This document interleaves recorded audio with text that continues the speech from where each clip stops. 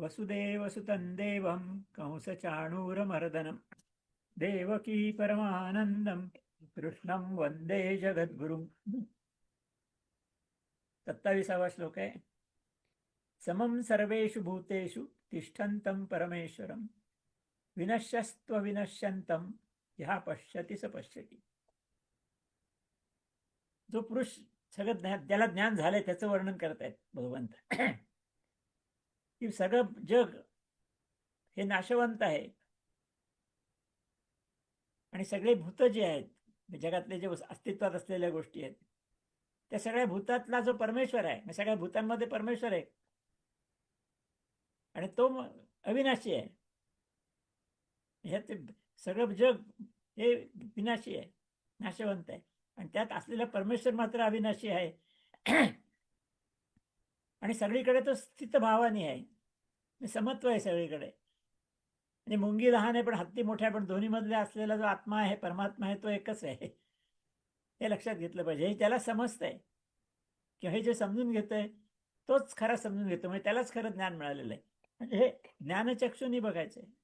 ज्ञान मिळाल्यानंतर हे ज्ञान आहे तेच खरं आहे, बाकीचं नाही खरं, बाकीचं खोटं आहे, असा त्याचा अर्थ आहे. पुढचा श्लोक आहे 28वा. समं पश्यन्नि सर्वत्र समवस्थितमीश्वरं नैनस्त्यात्मनात्मानं ततो याति पराम गतिम. यामध्ये ते म्हणतात की जो पुरुष म्हणजे आत्मा सर्वांमध्ये समरूपाने असलेल्या परमेश्वराला, की परमेश्वर सगळीकडे एकच आहे, परमेश्वराचा अंश आहे, समुद्राचे थेंबच आहेत सगळीकडे, मी समुद्राचंच पाणी येते सगळं, अशा अर्थाने सगळ्यांमध्ये समरूपाने असले परमेश्वराला समान पाहतो आणि आपणच आपला नाश करून घेत नाही. अर्थ उलटा लक्षात घ्यायचं. हे जे पाहत नाही ते आपला नाश करून घेतात, हे लक्षात आलं पाहिजे. अशा दृष्टी ज्यांच्या नाही समजत आपले नाश करून म्हणजे काय, ते पुनर्जन्माच्या चक्रामध्ये अडकतात, त्यांना काय मुक्ती मिळत नाही. पण याचं समरूप परमेश्वराला समान असलेलं पाहतो, मगाच्या श्लोकात वर्णन केलं तोच सगळं. तो आपला नाश करून घेत नाही, म्हणजे याचा अर्थ तो पुढे जन्ममरणाच्या फेऱ्यातून मुक्त होतो आणि परमात्मा स्वरूपाशी एकरूप होतो. त्यामुळे तो परमगतीला जातो, म्हणजे परमात्मा स्वरूपाशी एकरूप होतो, असं भगवंतांनी या ठिकाणी सांगितलेले. 29वा श्लोक आहे आता. प्रकृत्यैव च कर्माणि क्रियमाणानि सर्वशः यः पश्यति तथा आत्मानं अकर्तारं स पश्यति. आता प्रकृती ही जड आहे, त्यामुळे ती काय करत नाही. आत्मा हा अकर्ता आहे म्हणून तो पण काय करत नाही. पण जेव्हा हे दोन्ही जोडले जातात तेव्हा प्रकृती काम करायला लागते. हे जरा एका उदाहरणाने लक्ष द्या आपल्याला. आपली गाडी आहे 4 चाकी आणि पेट्रोल आहे, तर प्रत्यक्ष गाडी स्वतः पेट्रोल नसेल तर काही चालणार नाही, स्वतः गाडीहून कधी चालत नाही. नुसतं पेट्रोल सुद्धा पण काही करत नाही, गाडी पण काही करत नाही. पण जेव्हा पेट्रोल गाडीमध्ये टाकलं जातं तेव्हा गाडी चालायला लागते. म्हणजे लक्षात येईल बघा आता की प्रकृती काही करत नाही, आत्मा करता आहे म्हणून तो काही करत नाही. पण आत्मा ज्या प्रकृतीशी जोडला जातो, पेट्रोल जेव्हा गाडीमध्ये टाकलं जातं तेव्हा गाडी चालायला लागते. तेव्हा मग संसारातल्या सगळ्या चक्रा सुरू होतात. असं भगवंतांनी स्पष्ट केलेलं आहे की आत्म्याचं सान्निध्य प्राप्त झालं की प्रकृती कामाला लागते. हे सगळं कार्य प्रकृतीच करते, पण आत्म्याची प्रेरणा असते त्याला, ती पाहिजे, त्याशिवाय ती करणार नाहीये, हे लक्षात घ्या. म्हणून भगवंत म्हणे की जो पुरुष सगळी कर्म प्रकृतीकडून केली जातात असे पाहतो आणि आत्मा अकर्ता आहे असे पाहतो. आत्मा स्वतः नाही करत काही, पण तो त्या असल्याशिवाय प्रकृती करत नाही. जर पेट्रोल असल्या गाडी चालत नाही, ते बरोबर त्याचं उदाहरण त्या ठिकाणी आहे. म्हणजे एखादा घर बांधायचं असेल, कारखाना चालवायचा असेल, तर संकल्प मालक करतो, त्याप्रमाणे तो योजना करतो, पण प्रत्यक्ष काम कामगारच करतात. पण दोन्ही एकत्र आल्याशिवाय कामं होणार नाहीत. हे महत्वाचं लक्षात आहे की प्रकृती आणि पुरुषांची गंमत ही आहे की दोघं स्वतंत्रपणे काय करू शकत नाही, पण दोघं एकत्र आल्यावर सगळ्या संसाराचा गाडा पुढे ढकलला जातो, सगळी कर्म केली जातात. पण कर्म करणारी प्रकृती आहे, आत्म्याची फक्त प्रेरणा आहे, असं या श्लोकात त्यांनी सांगितले. पुढे 33वा श्लोक आहे. यदा भूत पृथक भावम एकस्थम अनुपश्यति ततएव च विस्तारम ब्रह्म संपद्यते तदा. पुन्हा तो मागच्या वेळचाच मुद्दा भगवंतांनी पुन्हा मांडलेला आहे की परमात्म्यापासून सगळ्या भूतांचा विस्तार झालाय आणि सगळ्या भूतांचे भाव परमात्म्यात आहेत आणि सगळ्या भूतांमध्ये परमात्मा स्वरूप आहेच. त्या सगळी भूत परमात्मा स्वरूपाच्या माध्यमातून सगळे कर्म करत असतात आणि परमात्म्यापासूनच सगळे भूत निर्माण झालेले असतात. हे ज्याला समजतं, तत्वशः समजतं, लक्षात घ्यायचं, तो सच्चिदानंद ब्रह्माला प्राप्त होतो. म्हणजे पुन्हा ज्ञानच आहे. मागे बऱ्याच वेळा भगवंतांनी वर्णन केलं, ज्ञान म्हणजे अध्यात्माचं ज्ञान. सगळं हे ज्ञान ज्याला तत्वरूपाने समजतं, म्हणजे अनुभवतनं समजायला लागतं, तो ब्रह्मपदाला प्राप्त होऊ शकतो. हे या ठिकाणी त्यांनी स्पष्ट केलेलं आहे. 31वा श्लोक आहे आता. अनादित्वा निर्गुणत्वात् परमामय अमव्ययः शरीरस्थोपि कौन्तेय न करोति न लिप्यते. भगवंत आत्मा परमात्म्याचंच वर्णन अजून करतायत. त्यांचं की हा आत्मा जो आहे परमात्मा हा अविनाशी आहे, कारण शक्तिरूप आहे. शक्तीचा कधी नाश होत नाही. तो अनादी आहे, कारण कधी तो होताच पहिल्यापासून. केव्हा सुरू झाला असं सांगताच येणार नाही, म्हणून तो अनादी आहे. आणि निर्गुण आहे. ती शक्ती आहे, शक्तीला काही गुण नसतात. तो शरीरात राहतो आत्म्याच्या रूपाने, कारण आत्मा परमात्म्याचा एक अंश आहे. अंश रूपाने तो प्रत्येक शरीरामध्ये तो राहत असतो.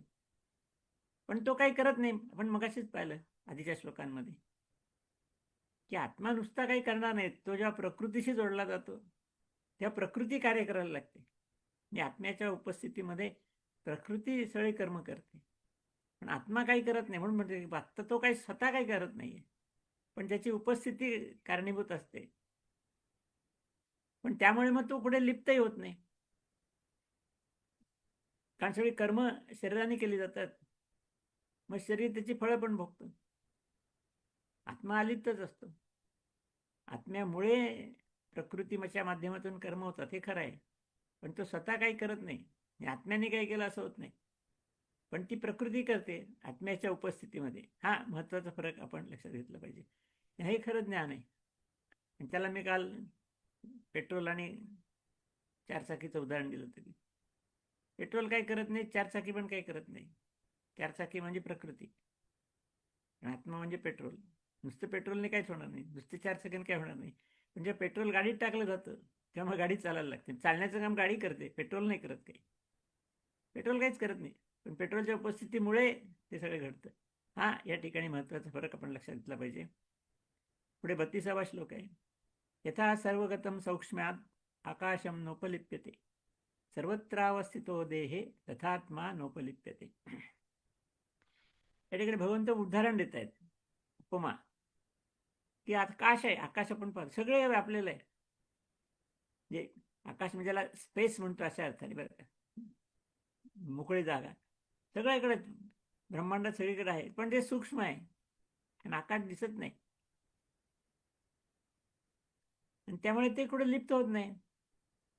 आता आकाश बघा, जे आता उदाहरण देतं बघ, एखादं घट आहे, त्याच्यामध्ये आतमध्ये पण पोकळी येते, म्हणजे आकाश आहे, बाहेर पण आकाश आहे.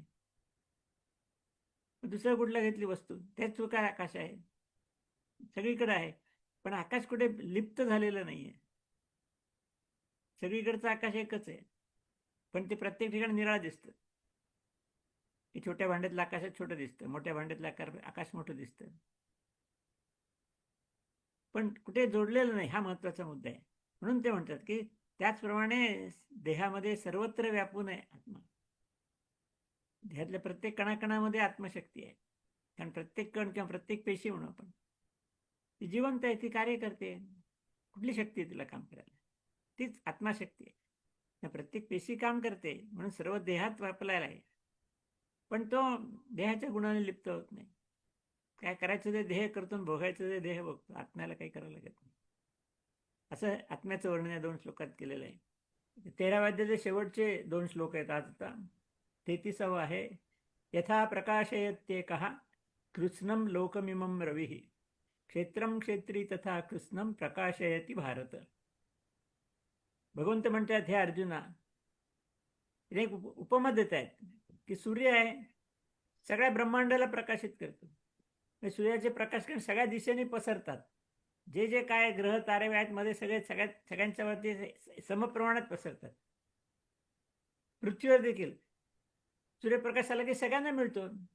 तिथे काही तरतम भाव नाही, कुठलाच भेदाभेद नसतो. हा महत्वाचा भाग घेतला. एक सूर्य सगळ्या ब्रह्मांडाला प्रकाशित करतो, सगळ्या जगाला, म्हणजे सूर्यमालेला सगळ्या, असं म्हणते आपल्याला. त्याचप्रमाणे आत्मा सगळ्या क्षेत्राला प्रकाशित करतो. आत्मा शरीरामध्ये, एक क्षेत्र म्हणजे शरीर, तर आत्मा सगळ्या शरीराला प्रकाशित करतो. ही उपमा छान आहे बघा, की सूर्य जसा प्रकाश कुठलाही भेदाभेद पाळत नाही, आत्मा देखील सगळ्या शरीराला प्रकाशित करतो, म्हणजे प्रेरणा देतो. प्रकाशित करतो म्हणजे प्रेरणा देतो. तेव्हा हाच या श्लोकात सांगितलंय की त्याप्रमाणे एकच आत्मा सगळ्या क्षेत्राला प्रकाशित करतो आणि एकच परमात्मा सगळ्या ब्रह्मांडाला प्रकाशित करतो. दोन्ही अर्थ एकच आहे त्या ठिकाणी. आणि शेवटचा श्लोक आहे आता, क्षेत्र क्षेत्रज्ञयोरेवम अंतरम ज्ञान चक्षुषा भूत प्रकृती मोक्षांच ये विदुर्यांती ते परम. आता भगवंत क्षेत्र आणि क्षेत्रज्ञ सगळी माहिती दिलेली आहे आतापर्यंत सगळ्या श्लोकाचं नाव तेच आहे, क्षेत्र क्षेत्रज्ञ विभाग यो, असंच नाव आहे त्याचं. त्या क्षेत्र आणि क्षेत्रातला भेद सगळं समजून सांगितलंय. कार्य सगळं सांगितलंय, क्षेत्राचं कार्य काय शरीराचं आणि आत्म्याचं कार्य काय, आणि प्रकृतीपासून मुक्त होण्याचा मार्ग आपण सांगितलं भगवंतांनी. ज्ञान मार्ग आहे सगळा आणि कर्म मार्ग आहे. तेव्हा हे सगळं जे जाणतात, म्हणजे क्षेत्रातला भेद, प्रकृती सगळं कार्य, प्रकृती मुक्त होण्याचा मार्ग, सगळं जे जाणतात तत्वतः, ते महात्मे परब्रह्माला प्राप्त होतात, असं भगवंतांनी शेवटच्या श्लोकात सांगितलं. म्हणजे सगळं जाणणं, या सगळ्या अध्यायात सांगितलेल्या सगळ्या गोष्टी तत्वतः जाणणं लक्षात घेते, नुसतं शब्दशः नाही. आपण शब्दशः जाणून घेतलंय, तत्वतः जाणायला वेळ लागेल जरा आणखी.